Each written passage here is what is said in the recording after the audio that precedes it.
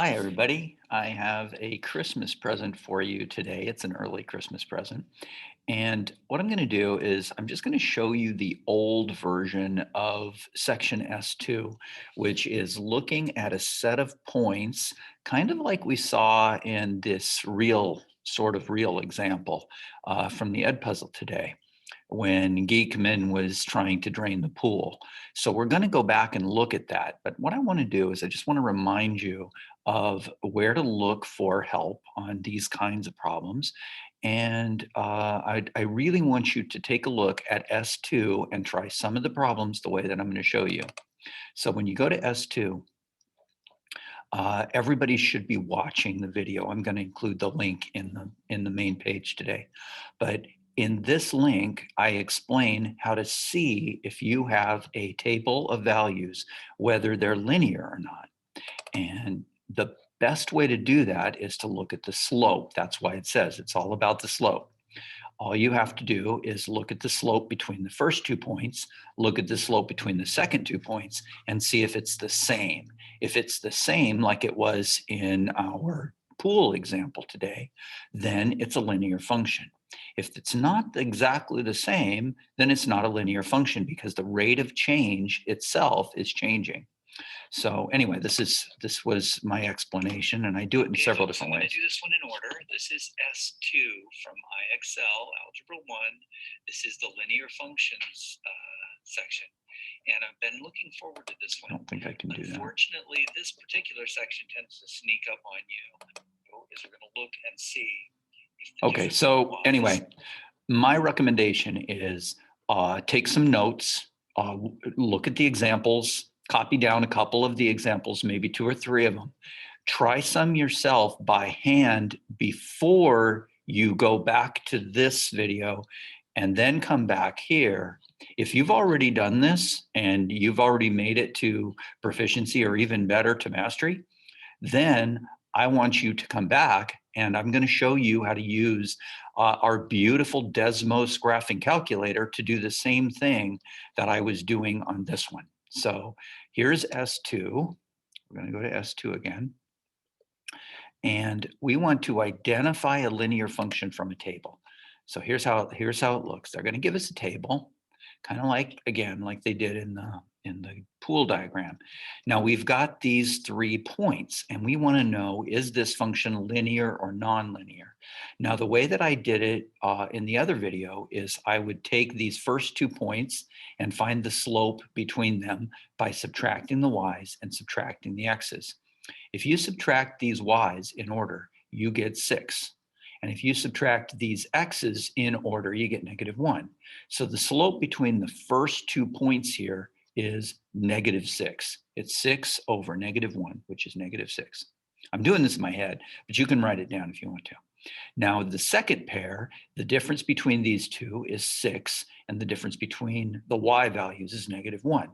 So this is a linear function, and its slope is -6. Now, what we did before is I also ask you to sometimes find the b value, which is a y-intercept. And in order to do that, you have to choose one of the points, substitute it into the equation, y equals mx plus b, put in your -6 for the slope. And in this particular case, it's going to be a really big negative number. Anyway, our big positive number rather. So what we're going to do today is we're going to go to Desmos. So all you have to do is go to any search engine. This is such a beautiful program because it's available to everybody.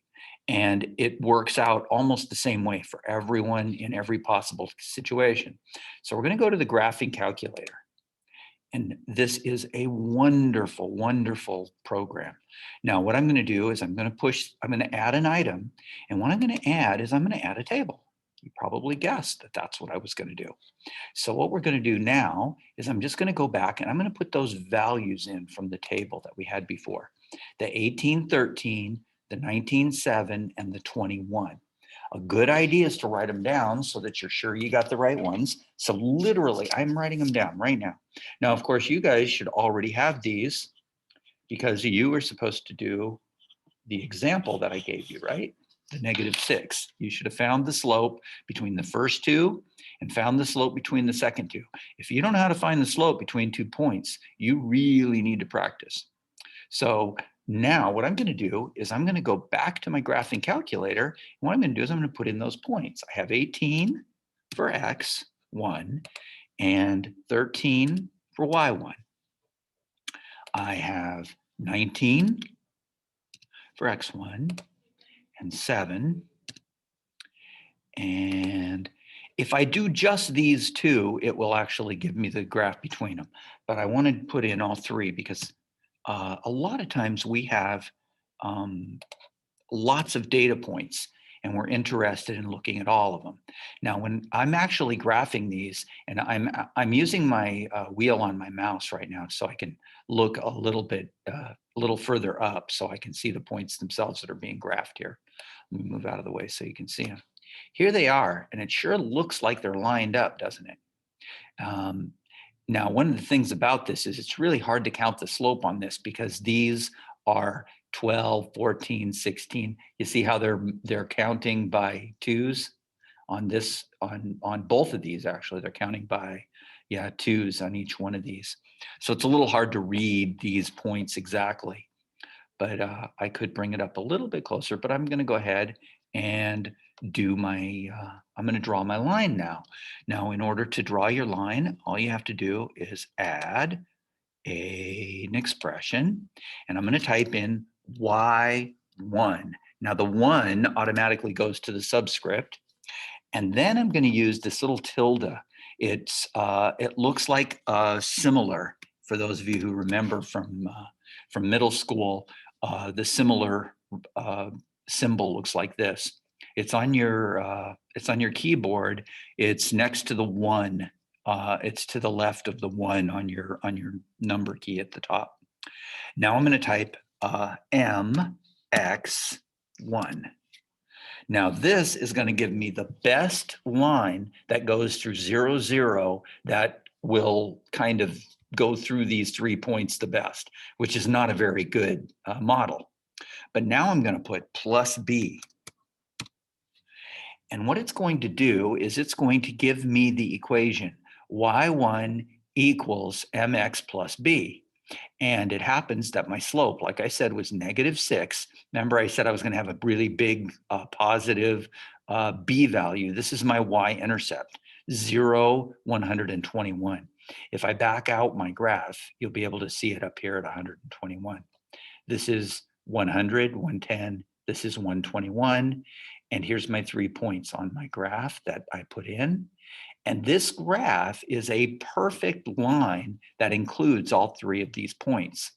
Again, there's my slope. Now, the way I can tell that they match exactly, otherwise I wouldn't be absolutely certain.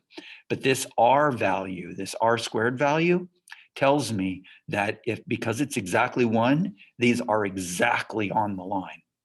So this is a linear function. So that's a lot of stuff, I know. So I'm going to go back to my IXL. I'm going to go ahead and say, yes, it's linear. And it takes a long time there. Let's see if it lets me in here. Come on, go. Oh, I had to submit. Duh. Sorry. There we go. Submit. All right. So let's look at another one. 320, 414, and 5.8. Now, what I want you to do is I want you to do this, write this down, and find the slope between these two. You have to subtract your y's and subtract your x's. And surprise, surprise, surprise, it's -6 again. We have 6, 20 minus 14 is 6, and 3 minus 4 is -1. 14 minus 8 is 6, and 4 minus 5 is -1. We have -6 again, but this time it's a very different situation. My 0 is not quite up at 121. It's quite a bit smaller. Now this is linear, but we'll go ahead and put it in our function here. Let me just write them down real quick.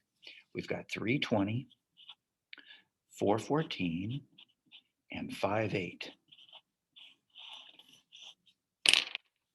And so we're going to put them in our function. Now, what's really nice here is I don't actually have to redo everything from scratch. I'm going to do it anyway, just so that you guys can see how it works. But I could, if I wanted to be a little bit lazy, I could just do this. I could put the 3 and the 20 in here. Just make sure you get all 3 points. I could put in the 4 and the 14. And you can see it changing as I go, the 5 and the 8.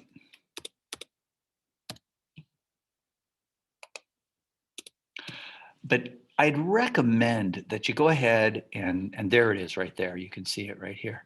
I recommend just going ahead and closing it out and doing it again, okay? Do it again.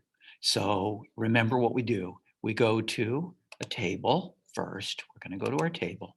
We're going to fill it in with our 320. And you can see it goes pretty quickly.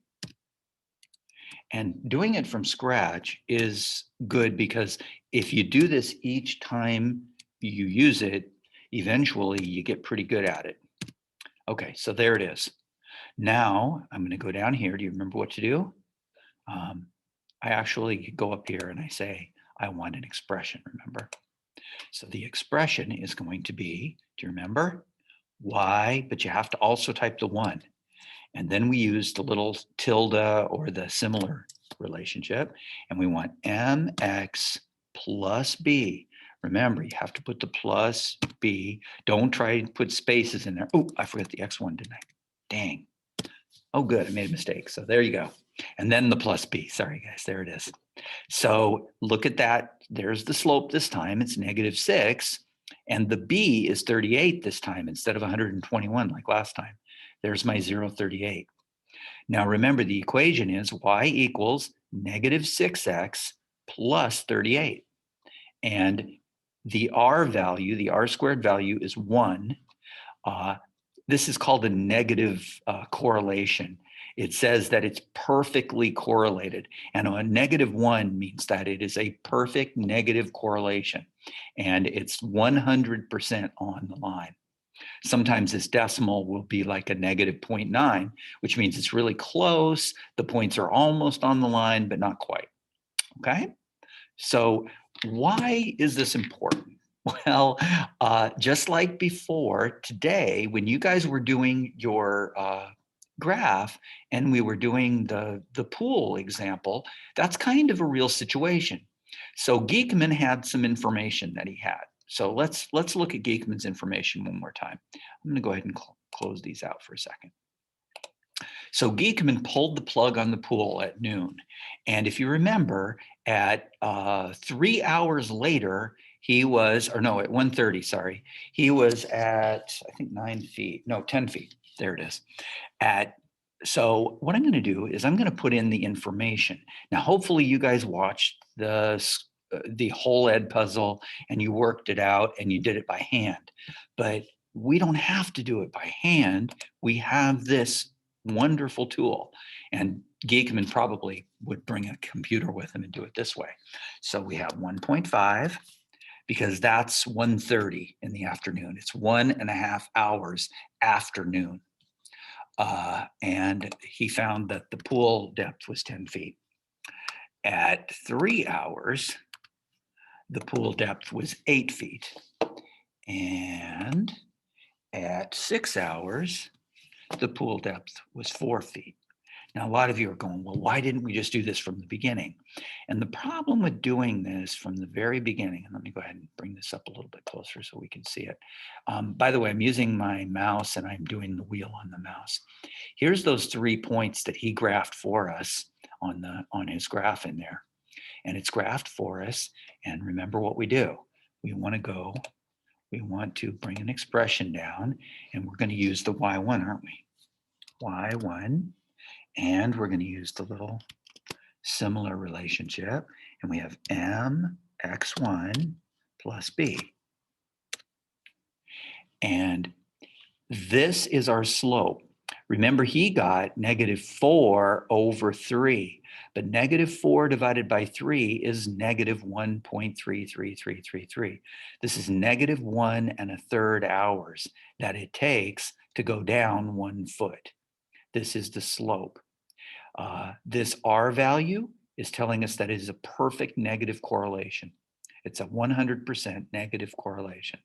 The R squared is just a way of looking at it a little bit. We'll talk about that one later. This 12 was our y-intercept, wasn't it? This was where the pool, this was how deep the pool was to start with.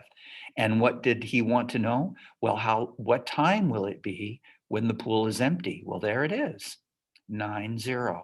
At 9 p.m., the pool will be empty.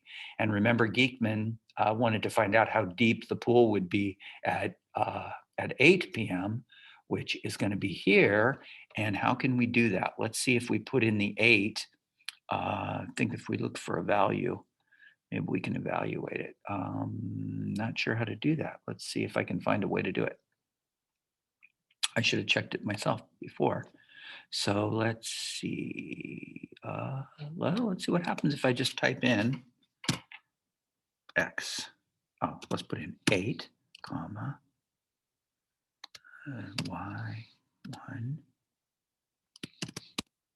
Nope. Oh, that didn't work. Okay. Well, I will look it up. So whenever you have a question, you all have an amazing tool, and it's called Google. And what I'm going to do is I want to find a value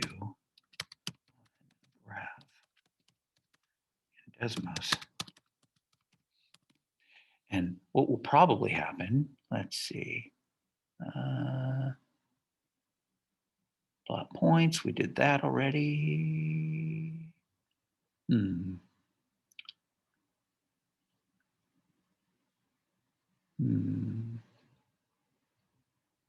Well, we all did all that.